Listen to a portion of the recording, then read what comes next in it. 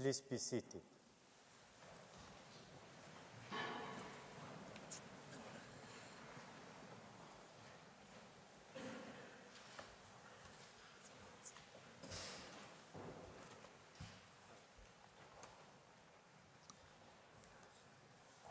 The sitting is open. The court meets today to deliver its decision on the request for the indication of provisional measures submitted by the Islamic Republic of Iran in the case concerning alleged violations of the 1955 Treaty of Amity, economic relations, and consular rights, Islamic Republic of Iran versus United States of America. I would recall that on 16 July 2018, the Islamic Republic of Iran filed in the registry of the court an application instituting proceedings against the United States with regard to alleged violations of the Treaty of Amity, economic relations, and consular rights between Iran and the United States of America, which was signed at Tehran on 15 August 1955 and entered into force on 16 June 1957. I will refer to this treaty as the Treaty of Amity or the 1955 Treaty. On the same day, Iran submitted a request for the indication of provisional measures referring to Article 41 of the statute and to Article 73, 74, and 75 of the Rules of Court, aimed at safeguarding the rights it claims under the Treaty of Amity, pending the court's final decision in the case. In accordance with the usual practice, I shall not read the introductory paragraphs of the order, which set out the procedural history of the case. I shall also omit or summarize some other paragraphs. I shall accordingly begin the reading of the order at paragraph 16. The first section of the order briefly sets out the factual background to the case. Starting in 2006, the Security Council of the United Nations adopted a number of resolutions following reports by the International Atomic Energy Agency, which were critical of Iran's compliance with its obligations under the Treaty on the Non-Proliferation of Nuclear Weapons, calling upon Iran to cease some of its nuclear activities. The Security Council also imposed sanctions in order to ensure compliance. Various states imposed additional sanctions on Iran. On 14 July 2015, China, France, Germany, the Russian Federation, the United Kingdom, and the United States, together with the High Representative of the European Union for Foreign Affairs and Security Policy and the Islamic Republic of Iran, adopted a long-term comprehensive plan of action, which I shall refer to as the GCPOA, or the plan, concerning the nuclear program of Iran.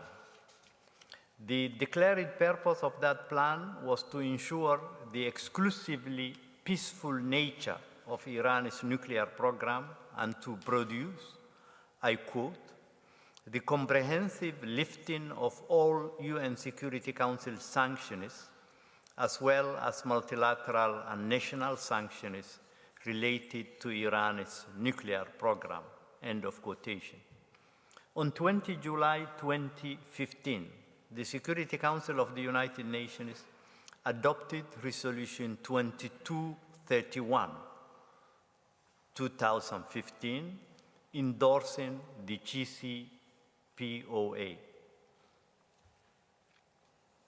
On 8 May 2018, the President of the United States issued a national security presidential memorandum announcing the end of the participation of the United States in the JCPOA and directing the reimposition of sanctions lifted or waived in connection with the JCPOA. The presidential memorandum determined that it was in the national interest of the United States to reimpose sanctions, and I quote, as expeditiously as possible and in no case later than 180 days, end of quotation, from the date of the memorandum. Simultaneously, the United States Department of the Treasury, Office of Foreign Assets Control, announced that sanctions would be reimposed in 2 steps. The United States would reimpose a certain number of sanctions upon expiry of a first wind-down period of 90 days, ending on 6 August 2018, and following a second wind-down period of 180 days, ending on 4 November 2018, the United States would reimpose additional sanctions. On 6 August 2018, the President of the United States issued Executive Order 13846, reimposing certain sanctions on Iran and Iranian nationals. Turning to the question of prima facie jurisdiction, the Court recalls that it may indicate provisional measures only if the provisions relied on by the applicant appear prima facie to afford a basis on which its jurisdiction could be founded, but that it need not satisfy itself in a definitive manner that it has jurisdiction as regards the merits of the case. In the present case, Iran seeks to found the jurisdiction of the Court on Article 36, Paragraph 1 of the Statutes of the Court, and on Article 21, Paragraph 2 of the Treaty of Amity. The Court must first determine whether it has prima facie jurisdiction to rule on the merits of the case, enabling it, if the other necessary conditions are fulfilled, to indicate provisional measures. Article 21, Paragraph 2 of the 1955 Treaty provides that, and I quote, any dispute between the high contracting parties as to the interpretation or application of the present treaty, not satisfactorily adjusted by diplomacy, shall be submitted to the International Court of Justice unless the high contracting parties agree to settlement by some other pacific means, end of quotation. The Court must therefore verify, prima facie, 2 different requirements, namely that there exists a dispute between the parties and that this dispute concerns the interpretation or application of the 1955 Treaty. As the Court has repeatedly noted, a dispute between states exists where they hold clearly opposite views concerning the question of the performance or non-performance of certain international obligations. The claim of one party must be positively opposed by the other. The Court observes that in the present case, the parties do not contest that a dispute exists between them. They differ, however, on the question whether this dispute related to the interpretation or application of the 1955 treaty. In order to determine whether the dispute between the parties concerns the interpretation or application of the 1955 treaty, the Court cannot limit itself to noting that one of the parties maintains that the treaty applies while the other denies it. Rather, it must ascertain whether the acts complained of by the applicant are prima facie capable of falling within the provisions of that instrument, and whether, as a consequence, the dispute is one which the Court could have jurisdiction ratione materiae to entertain.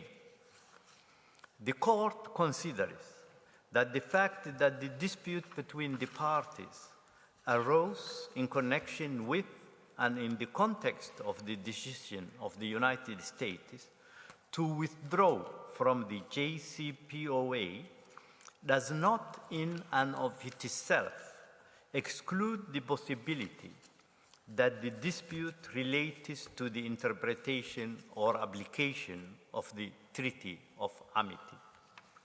In general terms, certain acts may fall within the ambit of more than one legal instrument, and a dispute relating to those acts may relate to the interpretation or application of more than one treaty or other instrument. To the extent that the measures adopted by the United States following its decision to withdraw from the JCPOA might constitute violations of certain obligations under the 1955 treaty, such measures relate to the interpretation or application of that instrument. The Court also observes that the JCPOA does not grant exclusive competence to the dispute settlement mechanism it establishes with respect to measures adopted in its context and which may fall under the jurisdiction of another dispute settlement mechanism. Therefore, the Court considers that the JCPOA and its dispute settlement mechanism do not remove the measures complained of from the material scope of the Treaty of Amity, nor exclude the applicability of its compromissory clause. The Court also noticed that while Iran contests the conformity of the measures adopted with several provisions of the 1955 treaty, the United States expressly relies on Article 20, paragraph 1 of that treaty, which defines a limited number of instances in which, notwithstanding the provisions of the treaty, the parties may apply certain measures. Whether and to what extent those exceptions have lawfully been relied on by the respondent in the present case is a matter which is subject to judicial examination, and hence forms an integral part of the material scope of the Court's jurisdiction as to the interpretation or application of the treaty under Article 21, paragraph 2. The Court considers that the 1955 treaty contains rules providing for freedom of trade and commerce between the United States and Iran, including specific rules prohibiting restrictions on the import and export of products originating from the two countries, as well as rules relating to the payment and transfer of funds between them. In the Court's view, measures adopted by the United States, for example, the revocation of licenses and authorizations granted for certain commercial transactions between Iran and the United States, the ban on trade of certain items, and limitations to financial activities might be regarded as relating to certain rights and obligations of the parties to that treaty. The Court is therefore satisfied that at least the aforementioned measures which were complained of by Iran are indeed prima facie capable of falling within the material scope of the 1955 treaty. The Court finds that the above-mentioned elements are sufficient at this stage to establish that the dispute between the parties relates to the interpretation or application of the Treaty of Amity. The Court recalls next that under the terms of Article 21, paragraph 2 of the 1955 Treaty, the dispute submitted to it must not have been, and I quote, satisfactorily adjusted by diplomacy.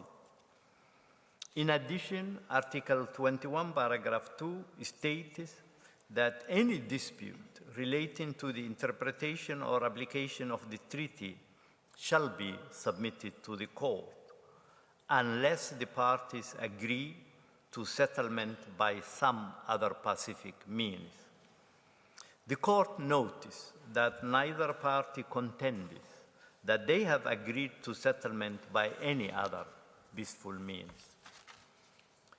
The court recalls that Article 21, paragraph 2 of the 1955 treaty is not phrased in terms similar to those used in certain compromissory clauses of other treaties, which, for instance, impose a legal obligation to negotiate prior to the session of the court. Instead, the terms of Article 21, paragraph 2 of the 1955 treaty are descriptive in character and focus on the fact that the dispute must not have been satisfactorily adjusted by diplomacy.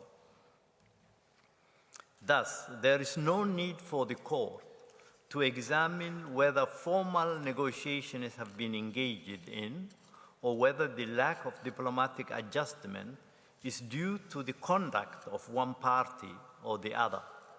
It is sufficient for the court to satisfy itself that the dispute was not satisfactorily adjusted by diplomacy before being submitted to it.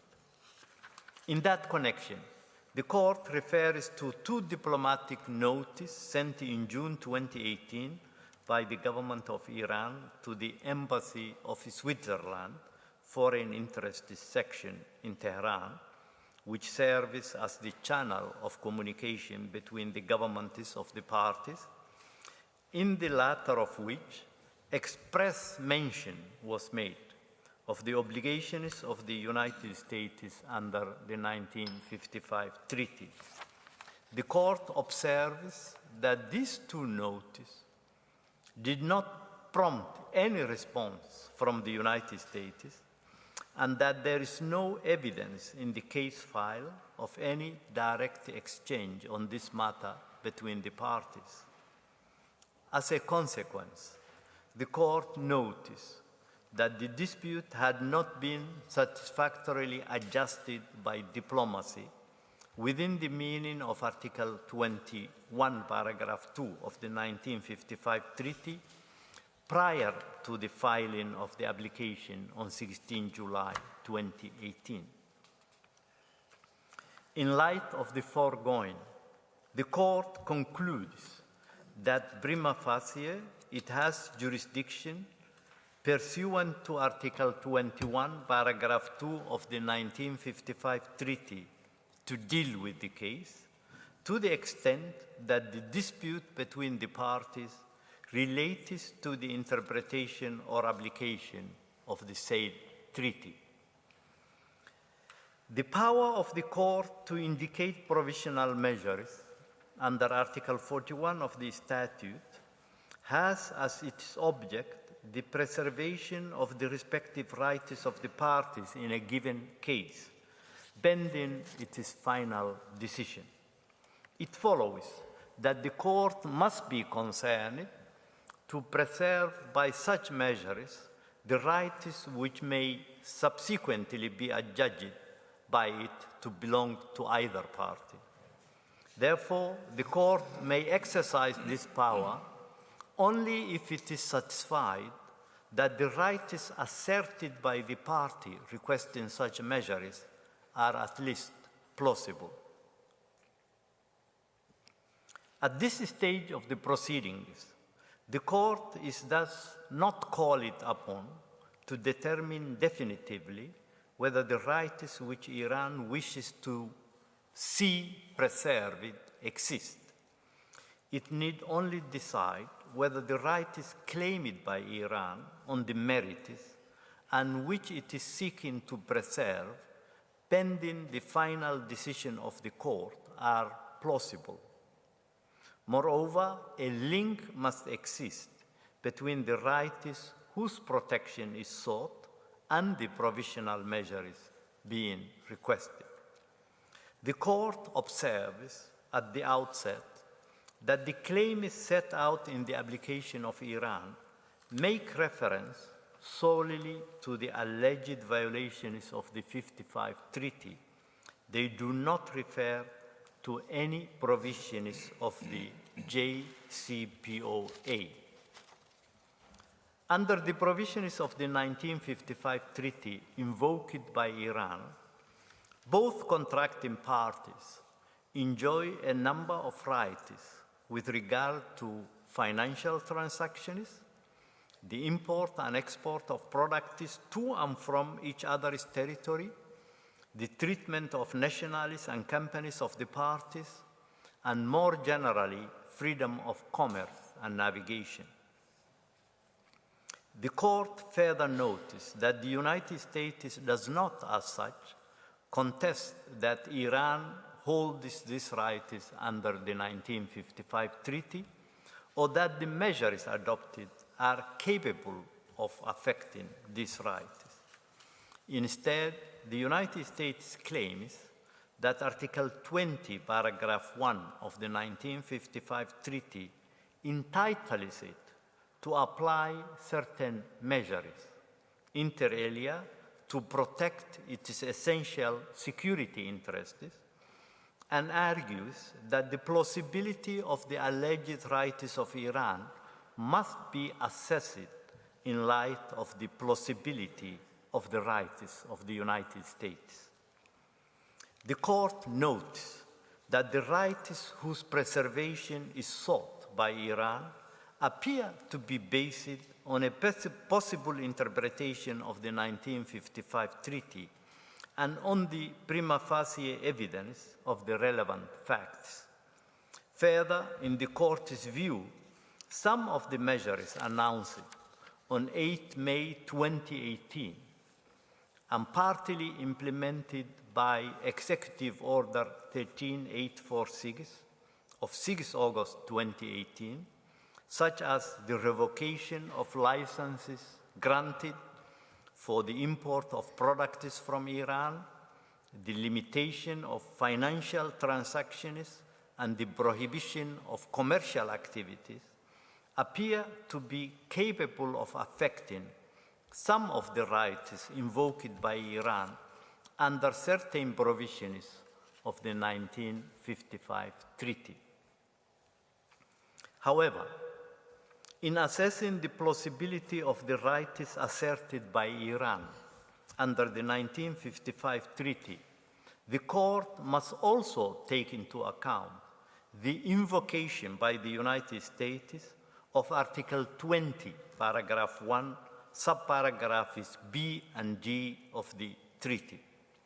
The court need not carry out at this stage of the proceedings a full assessment of the respective rights of the parties under the 1955 treaty.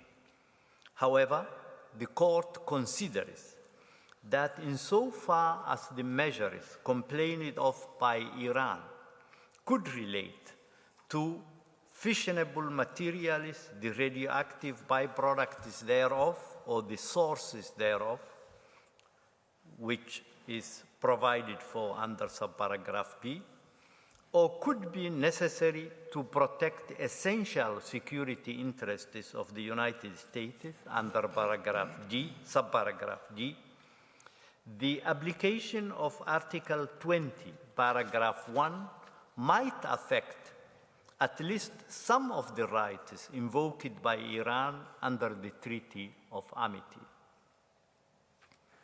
Nonetheless, the Court is of the view that other rights asserted by Iran under the 1955 treaty would not be so affected. In particular, Iran's rights relating to the importation and purchase of goods required for humanitarian needs and to the safety of civil aviation cannot plausibly be considered to give rise to the invocation of Article 20, paragraph 1, subparagraphs B or G.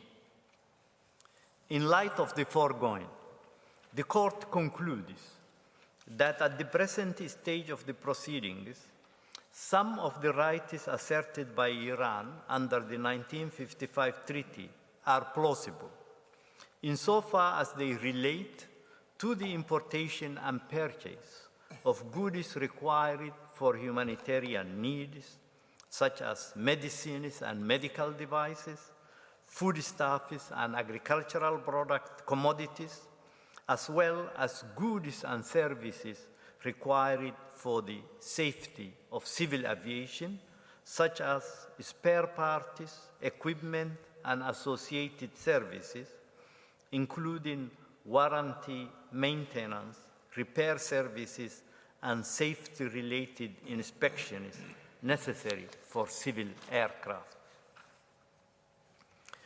The Court now turns to the issue of the link between the rights claimed and the provisional measures requested.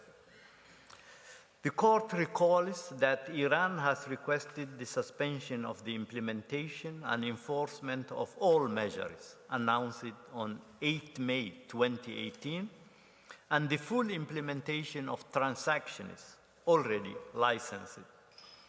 Iran has further requested the Court to order that the United States must, within 3 months, report on the action taken with regard to those measures and assure, and I quote, Iranian, U.S. and non-U.S. nationals and companies that it will comply with the order of the Court and that it shall cease any and all statements or actions that would dissuade U.S. and non-U.S. persons and entities from engaging or continuing to engage economically with Iran and Iranian nationals or companies, end of quotation.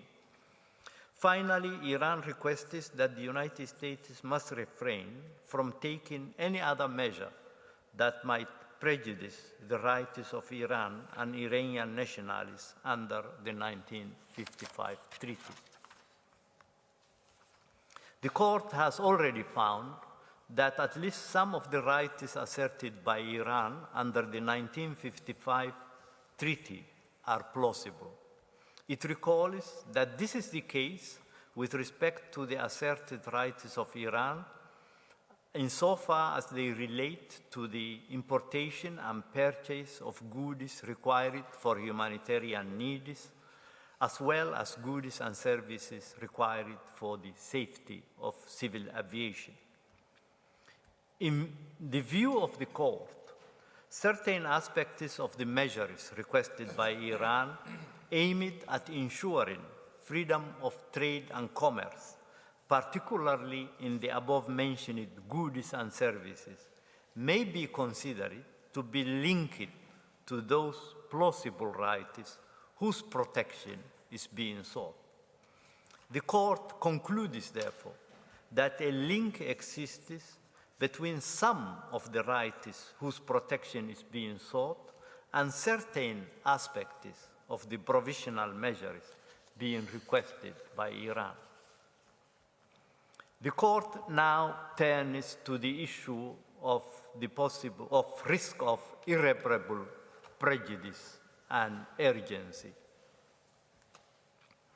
The court, pursuant to Article 41 of its statute, has the power to indicate provisional measures when there is a risk that irreparable prejudice could be caused to rights which are the subject of judicial proceedings, or when the alleged disregard of such rights may entail irreparable consequences.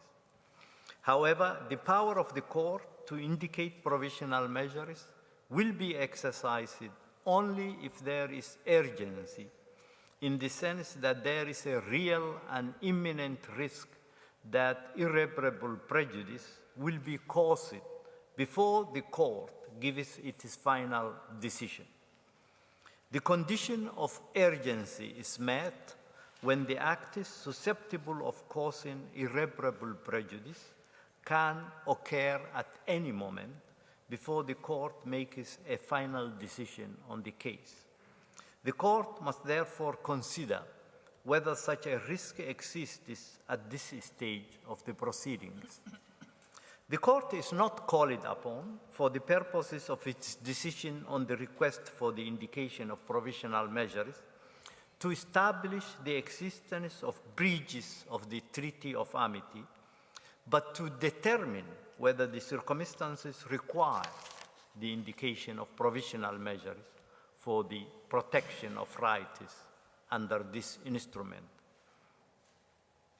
It cannot at this stage make definitive findings of fact, and the right of each party to submit arguments in respect of the merits remains unaffected by the court's decision on the request for the indication of provisional measures. The court noticed that the decision announced on 8 May 2018 appears to have already had an impact on the import and export of products originating from the two countries, as well as on the payments and transfer of funds between them, and that its consequences are of a continuing nature. The court noticed that as of 6 August 2018, contracts concluded before the imposition of measures involving a commitment on the part of Iranian airline companies to purchase spare parts from the United States companies or from foreign companies selling spare parts partly constituted of US components appear to have been cancelled or adversely affected. In addition, companies providing maintenance for Iranian aviation have been prevented from doing so when it involved the installation or replacement of components produced under US licenses. Furthermore, the court noticed that while the importation of foodstuffs, medical supplies, and equipment is in principle exempted from the United States measures, it appears to have become more difficult in practice since the announcement of the measures by the United States for Iran, Iranian companies, and nationals to obtain such imported foodstuffs, supplies, and equipment. In this regard, the court observes that as a result of the measures, certain foreign banks have withdrawn from financing agreements or suspended cooperation with Iranian banks. Some of these banks also refuse to accept transfers or to provide corresponding services. It follows that it has become difficult, if not impossible, for Iranian companies and nationals to engage in international financial transactions that would allow them to purchase items not covered in principle by the measures, such as foodstuffs, medical supplies, and medical equipment. The court considers that certain rights of Iran under the 1955 treaty invoked in these proceedings that it has found plausible are of such a nature that disregard of them may entail irreparable consequences. This is the case in particular for those rights relating to the importation and purchase of goods required for humanitarian needs, such as medicines and medical devices, foodstuffs and agricultural commodities, as well as goods and services required for the safety of civil aviation, such as spare parts, equipment, and associated services necessary for civil aircraft. The court is of the view that a prejudice can be considered as irreparable when the persons concerned are exposed to danger to health and life. In its opinion, the measures adopted by the United States have the potential to endanger civil aviation safety in Iran and the lives of its users to the extent that they prevent Iranian airlines from acquiring spare parts and other necessary equipment, as well as from accessing associated services necessary for civil aircraft. The court further considers that restrictions on the importation and purchase of goods required for humanitarian needs, such as foodstuffs and medicines, including life-saving medicines, treatment for chronic disease, or preventive care, and medical equipment may have a serious detrimental impact on the health and lives of individuals on the territory of Iran. The court noticed that during the oral proceedings, the United States offered assurances that the United States Department of State would, I quote, use its best endeavors to ensure that humanitarian or safety of flight-related concerns which arise following the reimposition of the United States sanctions receive full and expedited consideration by the Department of the Treasury or other relevant decision-making agencies, end of quotation. While appreciating these assurances, the court considers nonetheless that insofar as they are limited to an expression of best endeavors and to cooperation between departments and other decision-making agencies, the said assurances are not adequate to address fully the humanitarian and safety concerns raised by the applicant. Therefore, the court is of the view that there remains a risk that the measures adopted by the United States, as set out above, may entail irreparable consequences. The court further noticed that the situation resulting from the measures adopted by the United States following the announcement of 8 May 2018 is ongoing, and that there is at present little prospect of improvement. Moreover, the court considers that there is urgency, taking into account the imminent implementation by the United States of an additional set of measures scheduled for after 4 November 2018. The indication by the court of provisional measures responding to humanitarian needs would not cause irreparable prejudice to any rights invoked by the United States. The court concludes from all of the above considerations that the conditions required by its statute for it to indicate provisional measures are met. It is therefore necessary, pending its final decision, for the court to indicate certain measures in order to protect the rights claimed by Iran as identified above. The court recalls that it has the power under its statute, when a request for provisional measures has been made, to indicate measures that are in whole or in part other than those requested. Article 75, paragraph 2 of the Rules of Court specifically refers to this power of the court. The court has already exercised this power on several occasions in the past.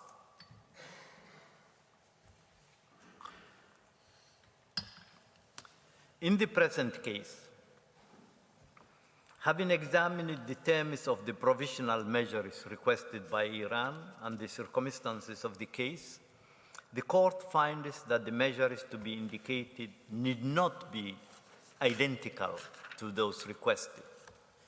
The court considers that the United States, in accordance with its obligations under the 1955 treaty, must remove by means of its choosing any impediment arising from the measures announced on 8 May 2018 to the free exportation to the territory of Iran of goods required for humanitarian needs, such as medicines and medical devices, foodstuffs and agricultural commodities, as well as goods and services required for the safety of civil aviation, such as spare parts, equipment, and associated services necessary for civil aircraft.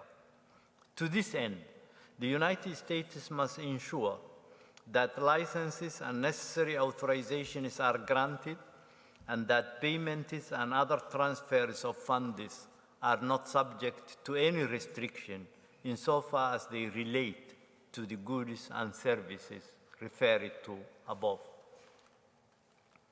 The court recalls that Iran has requested that it indicate measures aimed at ensuring the non-aggravation of the dispute with the United States. When indicating provisional measures for the purpose of preserving specific rights, the court may also indicate provisional measures with a view to preventing the aggravation or extension of a dispute whenever it considers that the circumstances so require. In this case, having considered all the circumstances, in addition to the specific measures it has decided to take, the court deems it necessary to indicate an additional measure directed to both parties and aimed at ensuring the non-aggravation of their dispute. The court reaffirms that its orders on provisional measures under Article 41 of the statute have binding effect and thus create international legal obligations for any party to whom the provisional measures are addressed. The decision given in the present proceedings in no way prejudges the question of the jurisdiction of the court to deal with the merits of the case or any questions relating to the admissibility of the application or to the merits themselves. It leaves unaffected the right of the government of the Islamic Republic of Iran and those of the United States of America to submit arguments in respect of those questions. For these reasons, the court indicates the following provisional measures. 1. Unanimously, the United States of America, in accordance with its obligations under the 1955 Treaty of Amity, Economic Relations and Consular Rights, shall remove, by means of its choosing, any impediments arising from the measures announced on 8 May 2018 to the free exportation to the territory of the Islamic Republic of Iran of medicines and medical devices, foodstuffs and agricultural commodities, and spare parts, equipment, and associated services, including warranty, maintenance, repair services, and inspections necessary for the safety of aviation.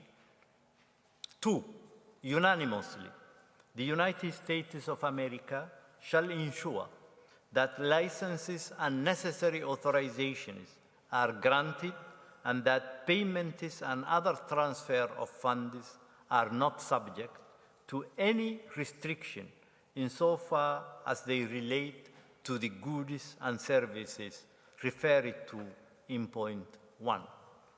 3, unanimously, both parties shall refrain from any action which might aggravate or extend the dispute before the court or make it more difficult to resolve. I shall now call on the registrar to read the operative part of the order in French. Vous avez la parole. Merci, Monsieur le Président. Par ces motifs, la Cour indique à titre provisoire les mesures conservatoires suivantes. 1. À l'unanimité, les États-Unis d'Amérique, conformément à leurs obligations au titre du traité d'amitié, de commerce et de droit consulaire conclu en 1955, doivent, par les moyens de leur choix, supprimer toute entrave que les mesures annoncées le 8 mai 2018 mettent à la libre exportation vers le territoire de la République islamique d'Iran. 1. De médicaments et de matériel médical. 2. De denrées alimentaires et de produits agricoles. Et 3. Des pièces détachées, des équipements et des services connexes, notamment le service après-vente, l'entretien, les réparations et les inspections nécessaires à la sécurité de l'aviation civile. 2.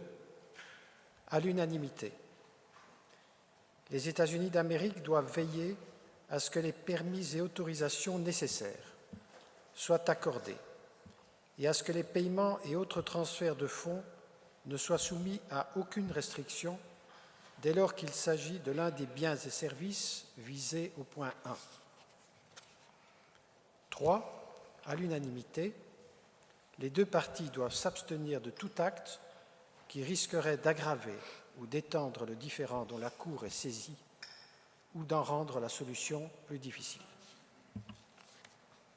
Merci. Judge Cansado Trinidad appends a separate opinion to the order of the court. Judge Ad hoc Mumtaz appends a declaration to the order of the court. The text of the order is available from today in TypeScript. It will be available shortly on the court's website. The printed text will be available in due course. As the court has no further business before it today, I declare the sitting closed.